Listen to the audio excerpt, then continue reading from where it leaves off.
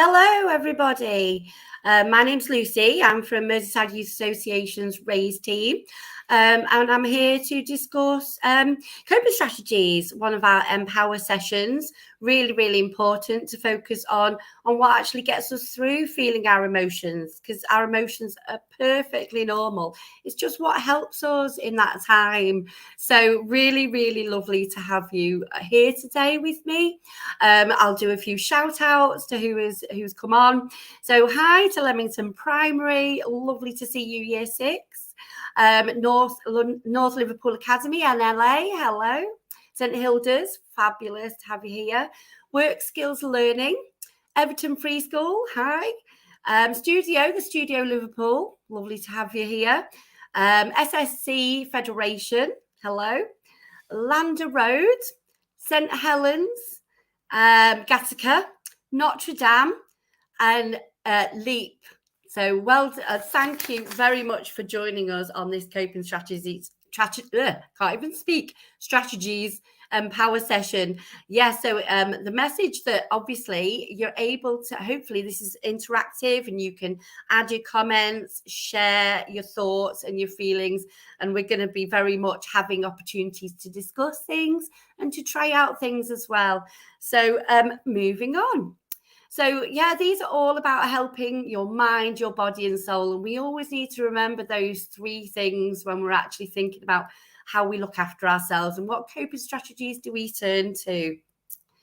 So we're going to focus on stress because we do when we're anxious and we're stressed, we do have to think about ourselves and how we respond to that. And then what different coping strategies we use to help those things as well. So without further ado, your first discussion. So I would like to know, which animal would you be most like when you're stressed? Would you be like a hedgehog that curls up in a ball? Would you be a llama? Hopefully not a llama that spits. Would you be a stick insect that wants to camouflage? Would you be a squid that squirts out ink? Or would you be a tortoise that hides away under its shell? Love to know what you would be. I think I would definitely be the tortoise or the hedgehog. So we'll give you a minute to think about it. Discuss with your class, with your friends, with your teachers. Put comments on here. We'd love to hear back from you. Do it as a whole school or do it as individual people wanted to be this animal.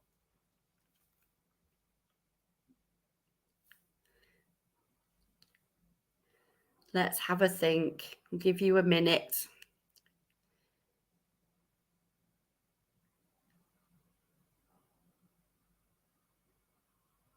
Spitting llama? Oh, goodness. I hope not.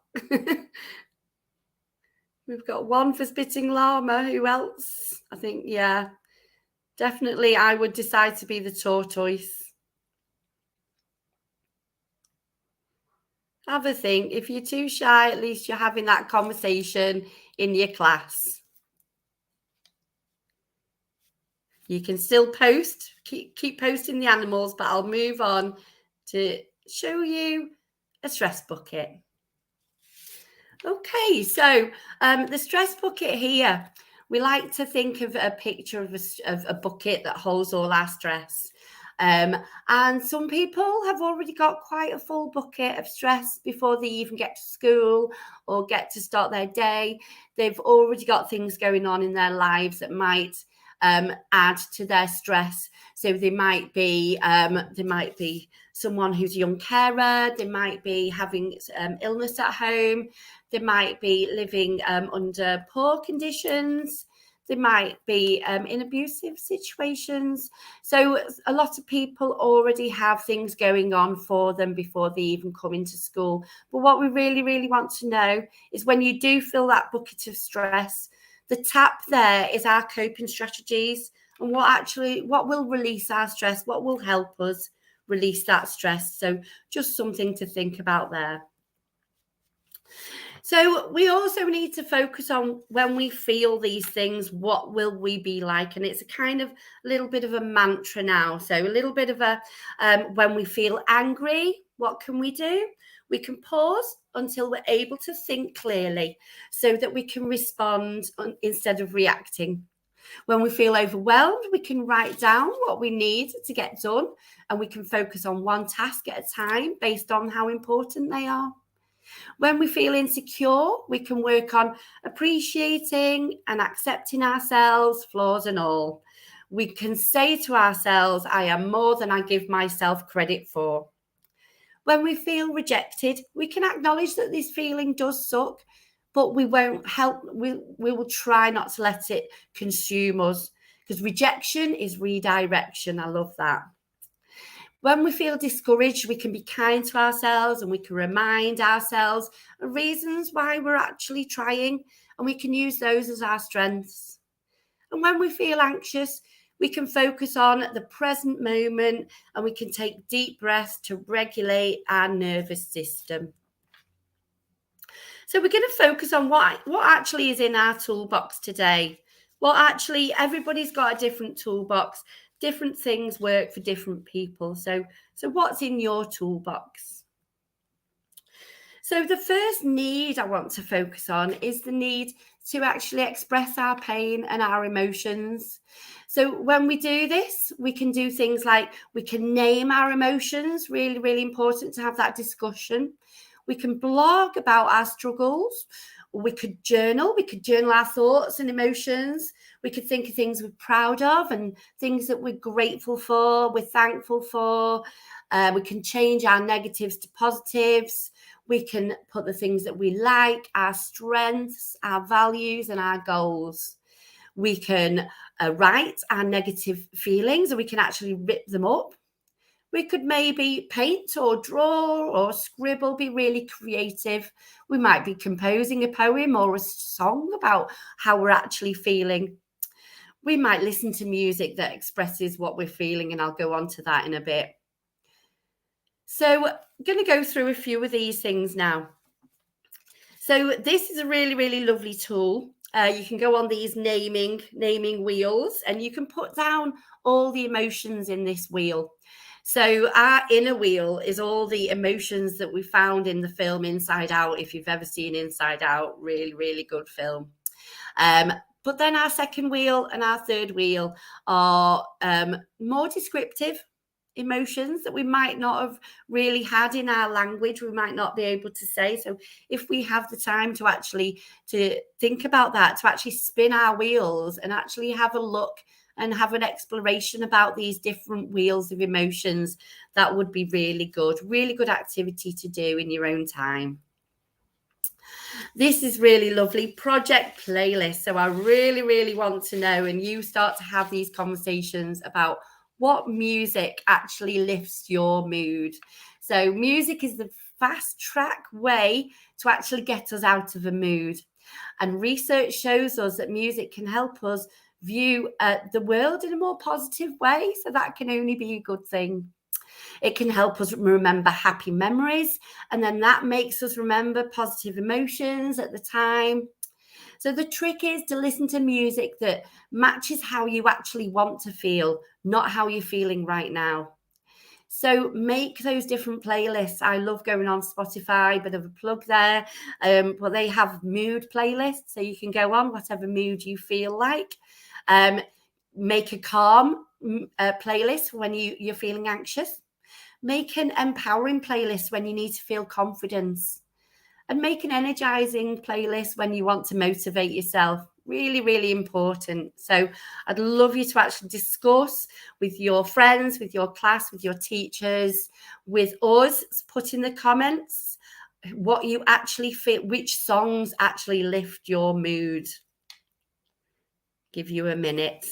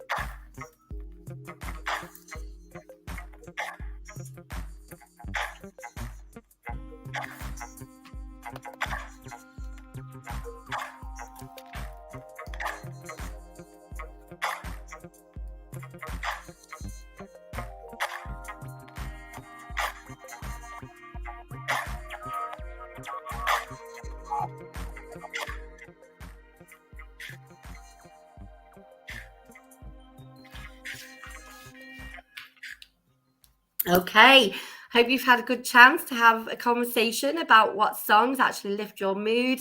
I was looking at my playlist and I was thinking of Fight Song, of Raw, Katy Perry, of Brave, all those kind of empowering songs that actually lift my mood. Would anybody like to share, comment about what songs lift your mood?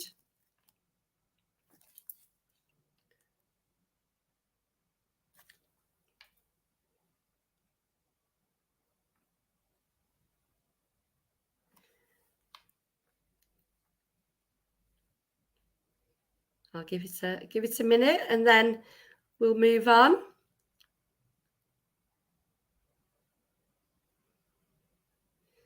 Okay. Just keep sharing in the chat if you think of your songs. That would be really, really good. The second need to calm and soothe yourselves. So, really, really important to think about how we're actually, what are we doing? Set our sensor, using our five senses, really, really key to actually having those tools to calm and soothe ourselves. So, for sight, you might look at a nice picture or a photo. For touch, you might like to stroke a blanket or have your pet by you. For smell, a lovely scented candle. For sound, maybe listening to music again, like I've just said. For taste, maybe your favorite food. Maybe having a nice warm bath or a shower. Maybe massaging your neck and your shoulders and your feet. Having those mindful moments as well, really, really important. So, having mindful breathing, maybe mindful walking, taking a really nice walk to actually see what's around us and actually take it all in. And mindful eating as well, really, really lovely tool to have and to practice. So when we're actually creating calm as well, some tools to actually equip yourself into actually creating that calm, safe space. So having that deep breath actually restores the control and sends the signals to the brain to actually stop those emergency bells ringing. The breathing reduces your stress levels. Having that visualization, so that actually helps getting hold of your emotions when they feel like they're out of control. Actually visualizing them in front of you and actually make them small. Going outside, catching the sunshine, that boosts your happy hormones and actually helps your body. Socializing, spending time with loved ones, your friends, your pets, and actually helps slow your body down as well. Having those spiritual practices, really, really lovely things like meditation and gratitude, has their powerful ways of putting your mind and body at ease and moving that body. So having the good levels of oxygen and the blood flow, it helps us strengthen our memory as well. Sleep, really, really tough issue for young people today. A lot of people struggle with sleep. So really important to have those reminders of what actually helps our sleep. So sleep is the number one factor that affects our mood. So it's all about creating that sleep sanctuary. So having that dim lighting actually does help the body sleep.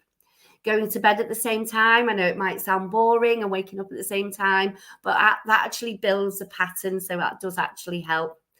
Having a tech-free hour, I know that's tricky, but actually put away our devices for an hour and have some really lovely alternatives, like maybe having that bath, maybe reading a book, so that actually calms your system down. Using your day as well. What are you doing in the day? Are you active? Are you getting natural daylight? Because they actually help at night when you want to sleep. And then there's a 20-minute rule. So if you can't sleep and it's been 20 minutes, get up, move, have a calm activity and actually reset your body and your brain as well. So do something calming. You might want to write down all the stresses of the day and actually leave that note somewhere else, not in your bedroom as well. What's your prop? What is actually a negative prop that's actually keeping you doing the things? Maybe mine is definitely chocolate. That's why it's on there. So what things would you actually turn to that might not actually help? And what do they actually give you? What is the downside? And let's name those negative props. So I'll give you a couple of minutes to have that discussion in your class, in your groups, to actually name your negative props. So what do we actually turn to that we might not, we could get rid of? Or what is it about them that you like about them, that you want, that keeps you having that prop? So a couple of minutes to think about it.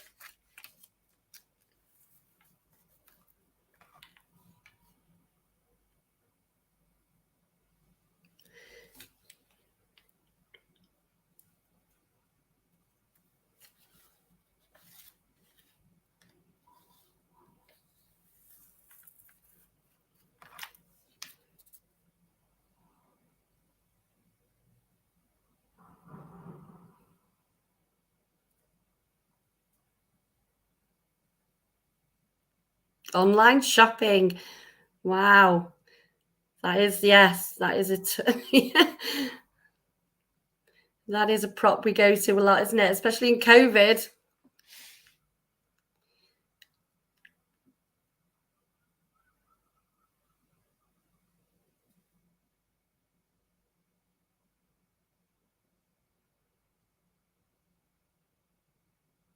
Gaming. Yeah, gaming is a big one.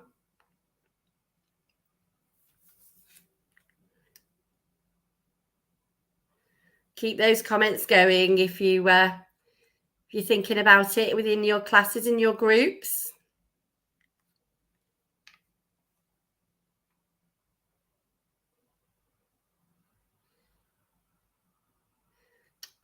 Binge watching series.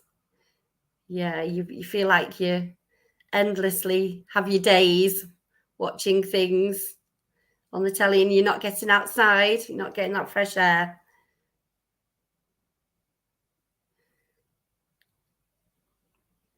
Okay, let's move on. Okay, really important to think about what is actually feeding our mind. So where do we get our news from? Where do we get our information? Is it trusted? Are we going on YouTube and we don't know what we're watching, what we're looking at? So really, really important to actually help our minds and actually tackle that anxiety, especially if we're getting that anxiety around different news articles and we don't know how true they are. We don't know the context. We don't know where they're from. Really, really important to think about where we're actually getting that from. Okay. So on to just going to focus a little bit on an anxiety tip I learned recently. So it's a really, really strange one. So I would like you to try it and see if it works for you. So an anxiety tip that I've recently learned is if you roll your tongue along your top teeth 10 times both ways, then it actually reduces anxiety because it increases the saliva that actually helps reset the nervous system. So let's give it a go. I know it might look really weird, but 1, 2, 3, 4, 5, 6, 7, 8, 9, 10. Have you done it with me? I hope you have. And I'd really love to hear if that actually works for you. It's a very strange one, but it actually has been proved that actually can help and it does actually work. So moving on. So overcoming triggers. So this is a real tool now to actually a set of instructions to actually help when we are in the middle of anxiety and we do need support in how we're actually going to regulate ourselves and bring our mood down. So this is all about begin moving our body slowly and actually connecting with our body as well. So the first part of it is to begin to move your body slowly. to walk slowly around wherever you are, to focus on your breathing. So to become aware if you're in that fight, flight, or freeze or fawn mode. The movements, if you do move, it actually helps engage your learning brain, and it actually moves you out of that panic mode that you might find yourselves in. So as you move around, you can intentionally focus on your breathing.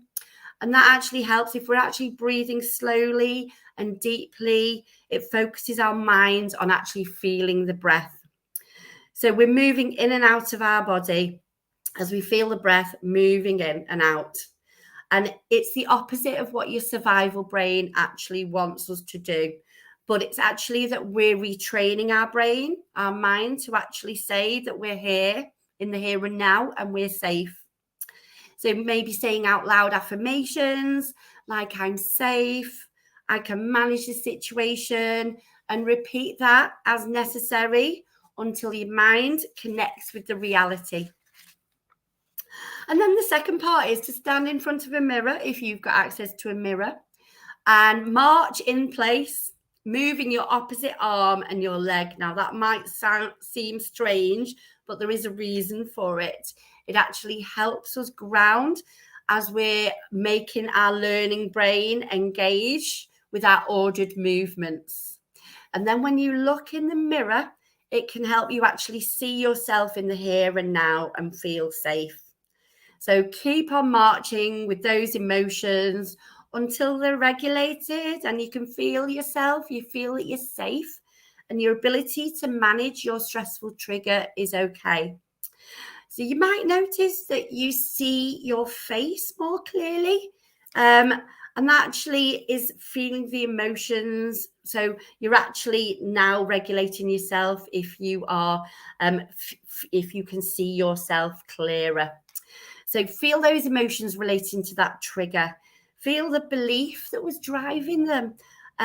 Or you might have helped to process some negative energy that your body had, and that's actually been released. So a few steps there, but a really good set, a process to go through when you're actually in that state. So breathing, really obviously really helpful that we know how to breathe, but have we got some breathing tools in our toolbox of coping skills? So like I said, breathing slowly and deeply is really important. So I do have a couple of strategies of breathing techniques I'd like you to practice with me. So the first one is called square breathing. So you're actually visualizing a square.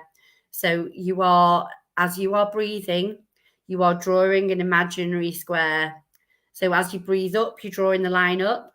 As you breathe, as you hold that breath, you're drawing the line across. As you breathe out, you're bringing the line down. And as you hold that, you're breathing the line across to finish the square. So if we're ready, let's go. We're going to count to 4. So ready, breathe in. 1, 2, 3, 4, and hold. 2, 3, 4. Breathe out. 2, 3, 4, and hold. 2, 3, 4. I'm going to try that again. Breathe in. 2, 3, 4. Hold. Breathe out. And hold. How did you do? Hope you've got the hang of that. That's one to have in your toolkit whenever you need it. The other nice one is called hands-on. So get your hand in front of you.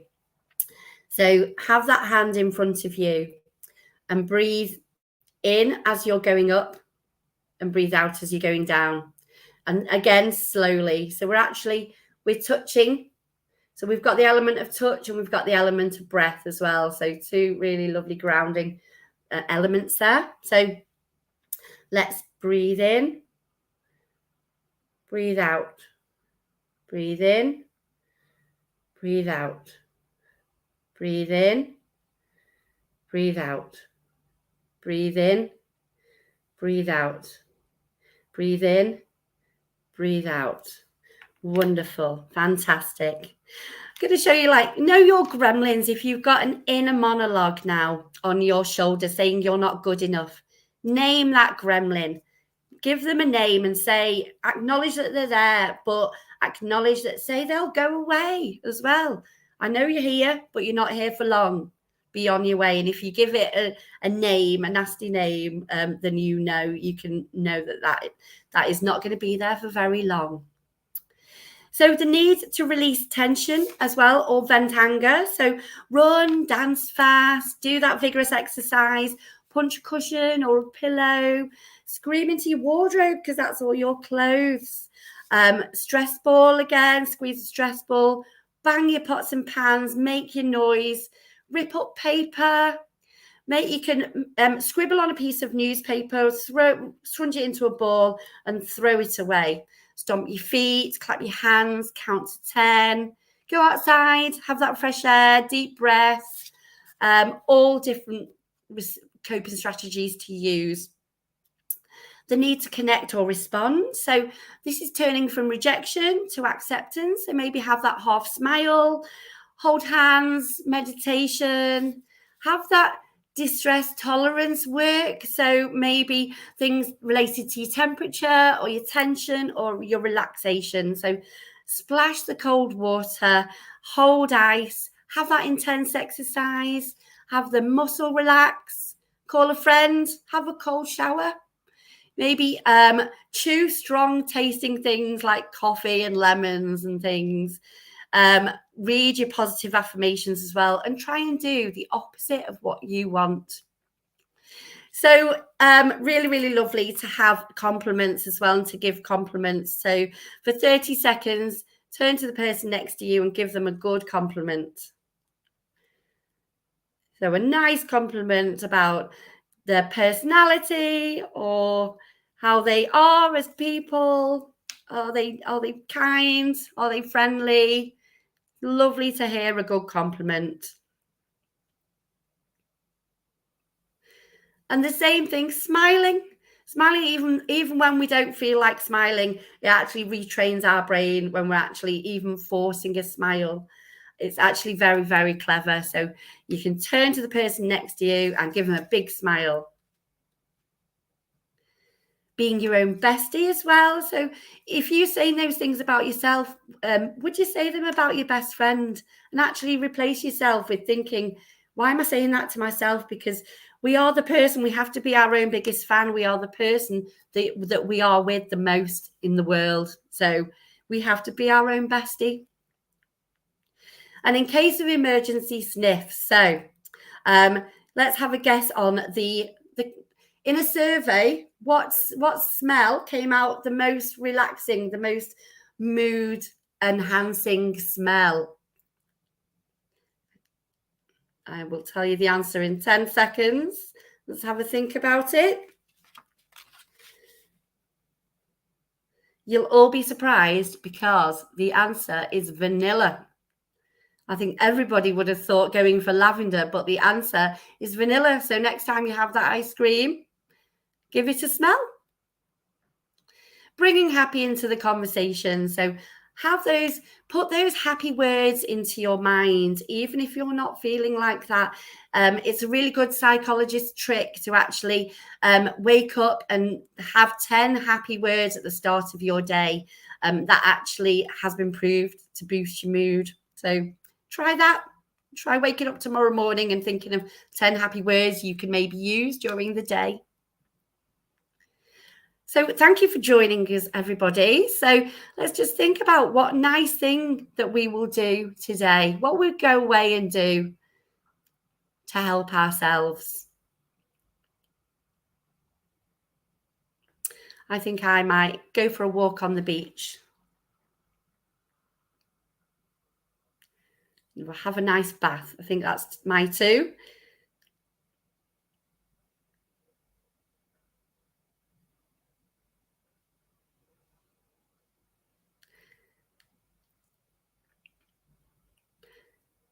Okay, let's just have a think about it. And thanks for joining me. And see you next time.